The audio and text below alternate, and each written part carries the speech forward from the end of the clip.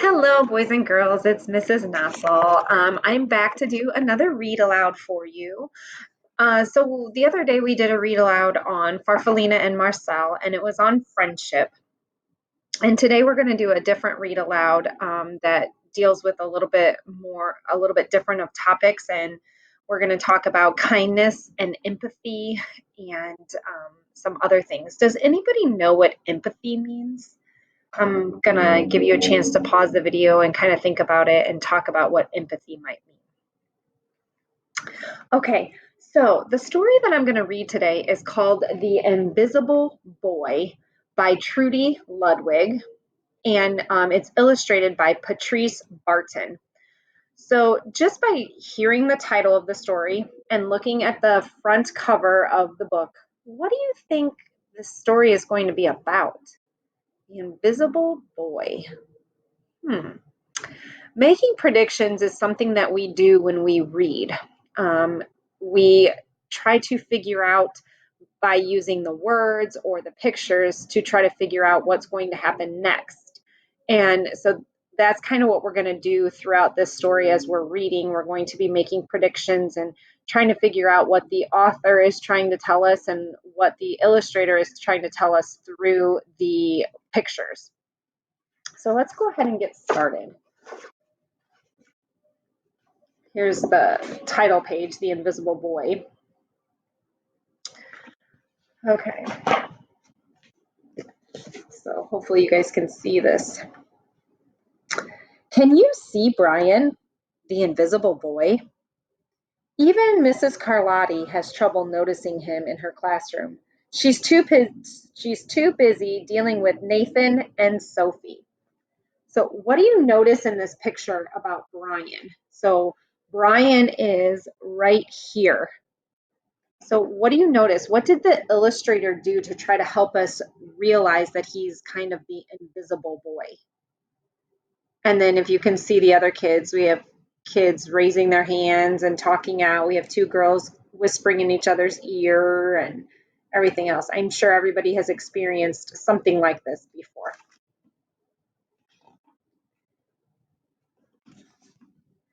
Nathan has problems with what Miss Carlotti calls volume control. He uses his outside voice inside too much. Sophie whines and complains when she doesn't get her way. Nathan and Sophie take up a lot of space. Brian doesn't.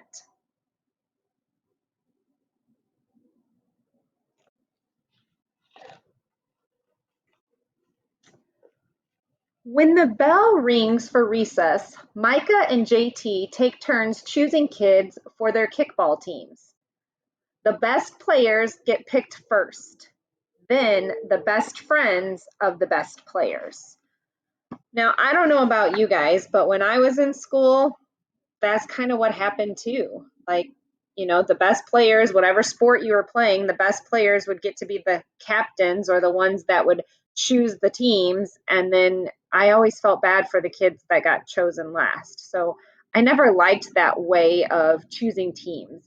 Does anybody think that they have any ideas of how we could choose teams a better way or a way where people wouldn't feel left out?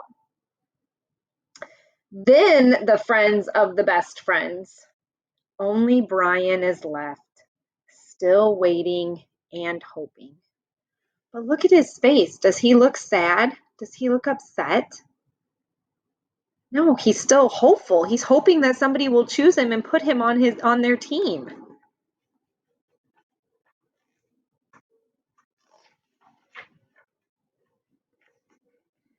JT glances in Brian's direction and just as quickly looks away.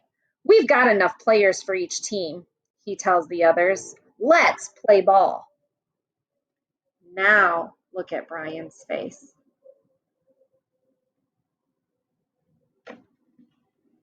In the cafeteria, Madison and her friends talk about her birthday party. The rope swing over the pool was awesome, says JT. Yeah, so was the water slide, adds Fiona. That was the best pool party ever.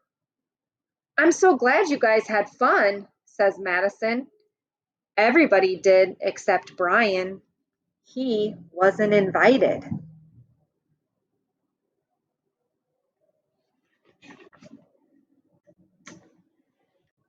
At choosing time, while the other kids play board games and read, Brian sits at his table doing what he loves to do best. He draws fire breathing dragons scaling tall buildings. Thank you for toasting my marshmallow. Space aliens locked in intergalactic battles. I got you now. Crackers! Arg! Yay!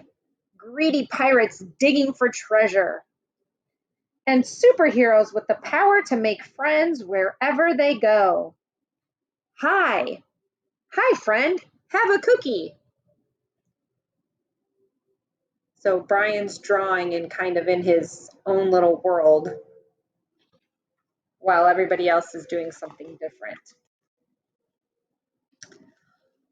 On Monday morning, Mrs. Carlotti introduces Justin, a new student to the class. Brian smiles shyly at him. Some of the other kids sneak looks at Justin, trying to figure out if he's cool enough to be their friend. They haven't quite made up their minds yet.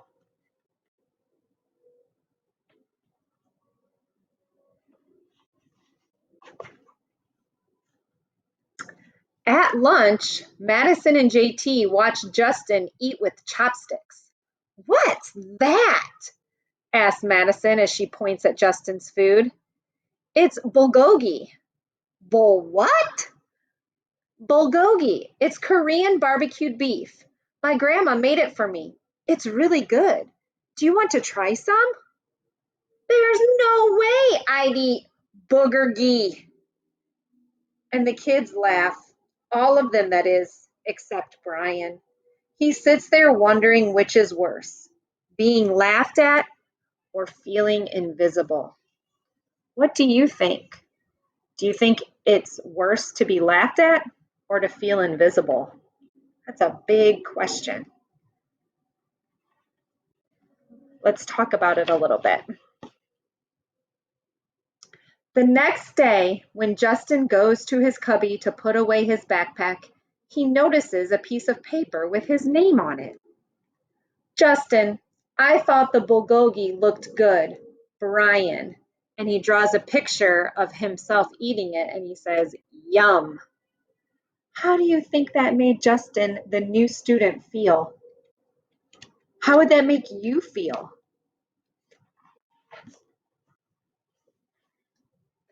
At morning recess, Brian finds a piece of chalk on the ground and starts drawing away.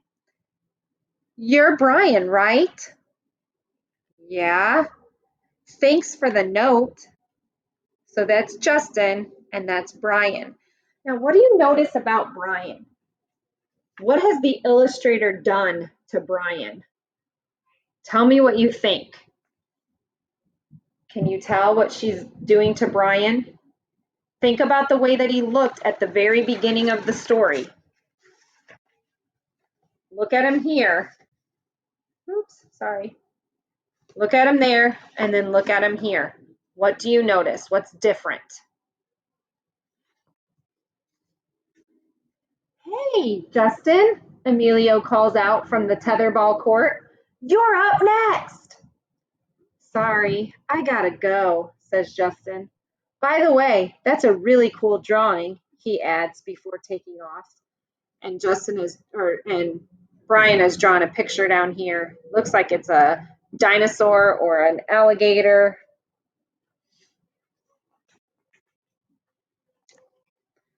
Back in class, Miss Carlotti asked the kids to team up in twos or threes for a special project. The kids scurry around the room to pair off. Brian heads towards Justin. I'm already with Justin, says Emilio. Find someone else. What do you think's going to happen next? I want you to think about it. I want you to make a prediction about what you think is going to happen next. Brian looks at the floor, wishing he could draw a hole right there to swallow him up. Now check out what the illustrator did. Look at the way Brian looks again. Mrs. Carlotti said we can have up to 3 people in our group. We're only 2. Come on, Emilio, let him work with us. Okay, I guess. Now look at Brian.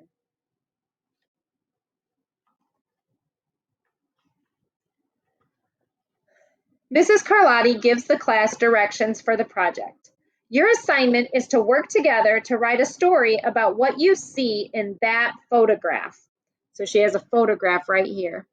Use your imagination and have fun. Whoa, cool, says Emilio.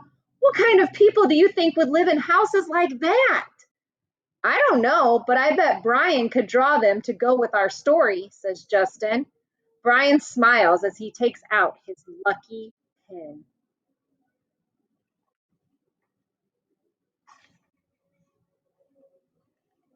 Okay, so now here's pictures of the kids working together. They're looking at the picture, they're looking at the photograph, they're talking, they're trying to plan. And they're down here making things. And then it looks like in the background is a picture of like a piece of notebook paper and they're writing on it. And then it says, the crooked story we made up on the spot. So they're dressed up and they have pictures and they're ready to tell their story. It's lunchtime again, Brian's least favorite part of the day. Another 20 long minutes of kids talking and laughing with everyone else but him. Brian, he hears someone shout, "Hey, Brian, over here!" Brian turns and sees Justin waving him over. Emilio nods at Brian as he makes room for him at the table. So now he's going to get to have lunch with Brian and, or with, yeah, with Justin and Emilio. How do you think that's going to make Brian feel? Cookie? Thanks. Maybe, just maybe, Brian's not so invisible after all. The end. So now we're going to have some discussion, some questions. We're going to kind of talk about some things, and then we're also going to have some assignments afterwards. But I just want you to think about a couple of things after reading that story. We already kind of talked about when they chose players, but have you ever felt invisible, or have you ever known a classmate to feel invisible? What have you done, or what could you do to make somebody not feel so invisible? So I kind of want to talk about that before we do any other activities with this book. So I will post an assignment for you to complete, and then I will also post a writing prompt for you. So I hope you enjoyed the story. I look forward to our discussions on the story, and let me know what you think. All right, see you guys later. Bye, everybody.